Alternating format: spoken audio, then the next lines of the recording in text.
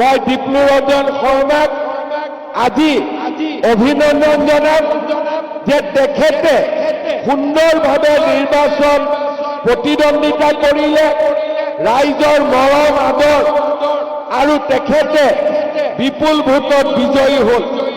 মই আশা কৰোঁ ডিপ্লুৰঞ্জন শৰ্মা ডাঙৰীয়াই কেশৱ মহন্ত ডাঙৰীয়াৰ সৈতে লগ লাগি এই বৃহত্তৰ আমবাগান অঞ্চলৰ ৰাইজৰ উন্নয়নৰ কাৰণে কাম কৰিব আৰু মই মুখ্যমন্ত্ৰী হিচাপে ডিপ্লুৰঞ্জন শৰ্মাক সকলো ধৰণৰ সহায় আৰু সহযোগিতা আগবঢ়াম। কেশৱ মহন্ত ডাঙৰীয়াক সকলো ধৰণৰ সহায় আৰু সহযোগিতা আগবঢ়াম।